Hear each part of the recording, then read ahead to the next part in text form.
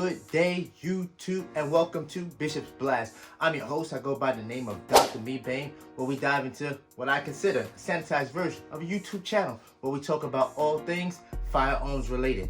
Now, I'm not a subject matter expert by any stretch of the imagination.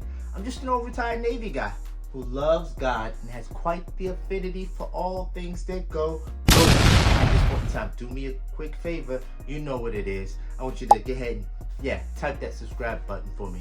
I want to thank you for all of you that have already done this with me, because you're helping me chronicle my 2A journey, and I thank you because I believe we're having a blast together. Now, since I'm already asking for those favors, you know what it is. I want you to tap that like button, sharing's caring. Share this with someone so that we will be able to get this information as far and wide as we possibly can. So I want to thank you and welcome you to another edition of Bishop's Blast. Come on, let's get it in. Today, we're going to go into something that I guess is near and dear to my heart. It's something that I'm going to call accessibility, to be able to access my firearm when I need it. Now, could have named it something else, mainly because I'm going to be talking about two things specifically. One, which is in your carry, your holsters, and what you have, to make sure that you have the ability to be able to draw your firearm when you need it the most. Now, I'm one of those people.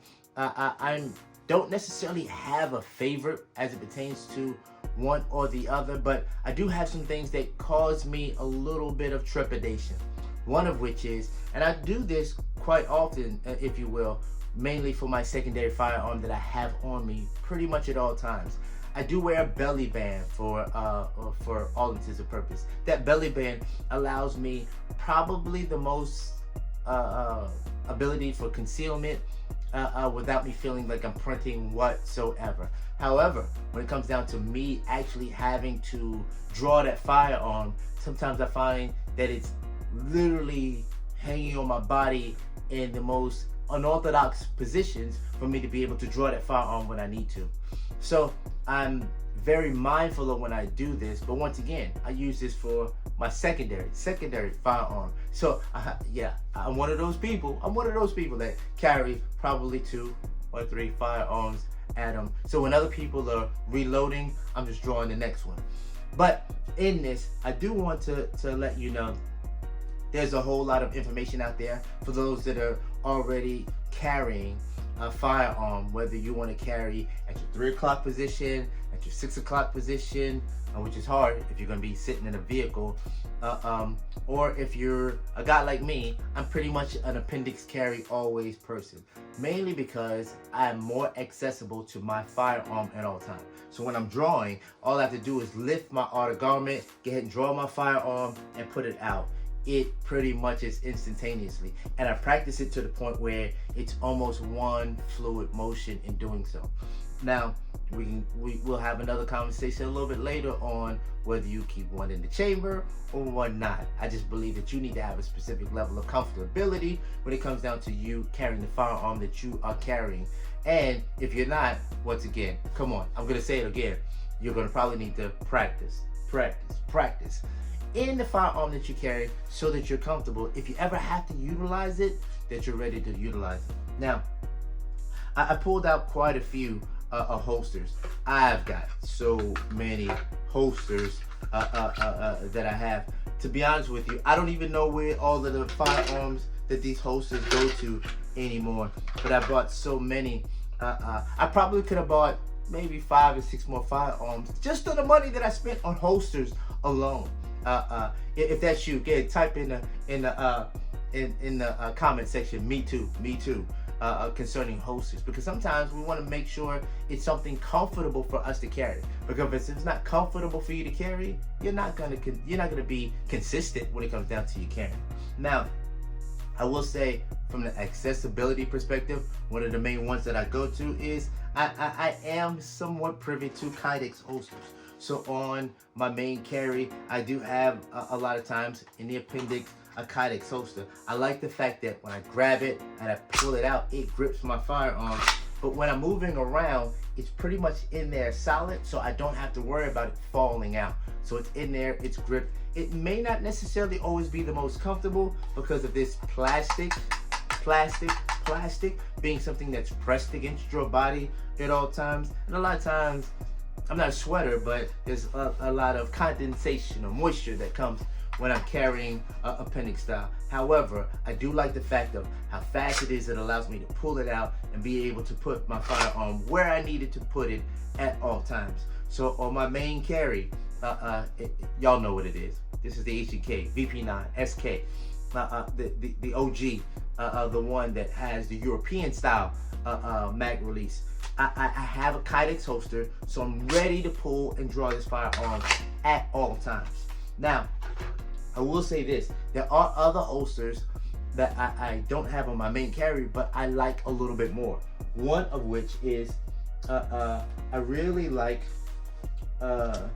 this, and it's somewhat of a Kidex holster, but it's by WD Tactical. WD Tactical. I happen to have my FN 509C in it, but I like it how it has the belt clips on it. So if you see that it has the belt clips on it, it doesn't impede my optic that I have on it. I can draw this firearm and it actually maintains great retention when I'm carrying it. I don't have to worry about it. You don't hear any looseness when I'm doing it, and it doesn't matter. And plus, for some of you that have been carrying Kidex and you feel like, hey, it's getting loose, a lot of these have these little screws in the back that you can kind of tighten these things up, if you will, and modify them. So if you don't want to, I'm an appendix style carry kind of guy, but sometimes I cant it just a little bit. And you can do that if you modify exactly with the screws that are on the back. You can modify how you're housing that firearm on you from an come on, say it with me, from an accessibility perspective. So I love this. Is a Kidex style holster, but WD Tactical does a great job doing it. I feel a little bit more comfort in it holding on and not pulling the whole holster out when I'm doing it because of the two belt clips that go along with it. So I love the fact that it has this attached to it, and it allows me great perch on it to be able to once again draw, put my firearm where I need to be able to pull it, and when I need to put it back, good retention, and it stays safe. So Kidex. Let me go to my last one I'm going to share with you on today. The one I'm going to share with you on today is another one. This one is actually an alien gear. That's right, an alien gear. I love this holster. I really wish that I had this in more of my other carry firearms, mainly because of the cushion. This is very comfortable to my skin, and it is pliable to my body. Yes, it has the two belt clips just like that a WD Tactical one has, but this thing it contours as it pertains to my body. So regardless of your body type, I'm more of a slender build and I do carry appendix style, but it definitely feels way more comfortable when I'm carrying it. Almost to the point, and I've done it, that I almost don't even realize that I'm carrying a firearm because I do it so often. It is that comfortable by carrying it. So I do love this alien gear one. Another thing about the alien gear, before I send you on your way, the one thing I like about it is not only does it have good retention, but when you're actually going to draw this firearm, when you bring your hands down to actually draw the firearm, there's a little button that you actually have to push. So when on my natural draw, my thumb hits this anyway. So when I come down here, if I'm wrestling around with an assailant, it's not gonna come out until I hit that little release button. When I hit that release button, it comes out effortlessly. So when I think that you hear that click, did you like how it, ooh, you like how it sound? You hear that click that goes along to it? That's not going anywhere. And it's not coming out unless I grab it like I trained to grab it, pushing the button, pulling the firearm, pressing it out to exactly where I need to press it out. Alien gear, and excellent. I need to do this for my VP9. I need to do this for the Glock 46. I need to do this for the Glock 43. I need to do this for all of the firearms that I normally get for the P365. I need an alien gear probably for all of the firearms that I carry because it is so comfortable. Now, you know, bless people, bless people. If you feel like blessing a brother with an alien gear holster, I'm not even mad at you.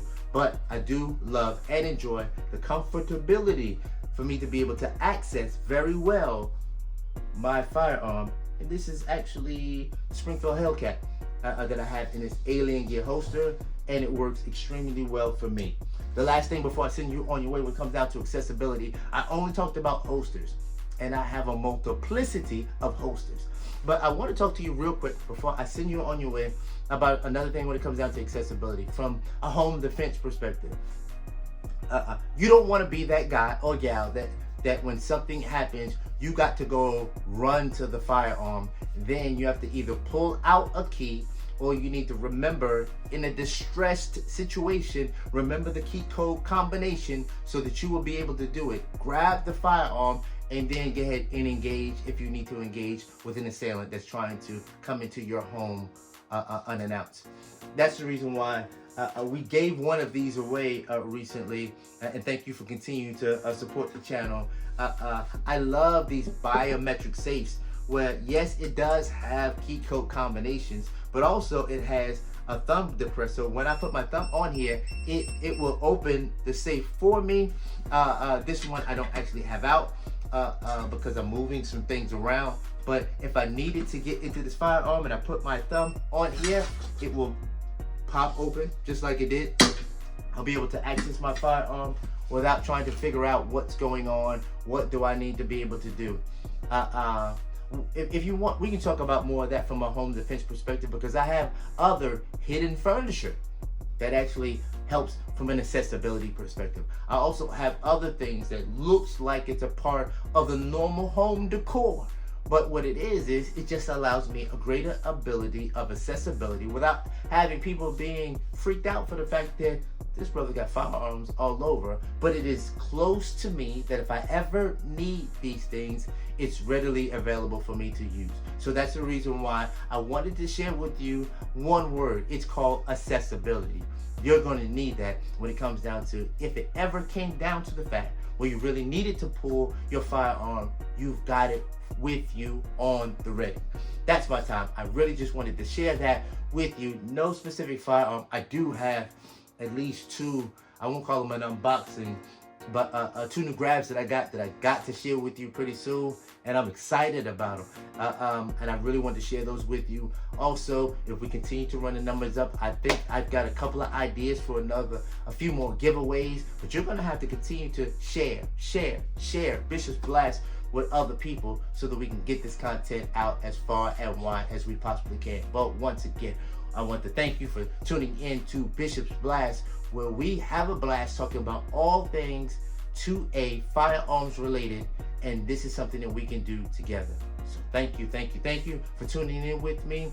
I pray that you just continue to stay tuned and be blessed.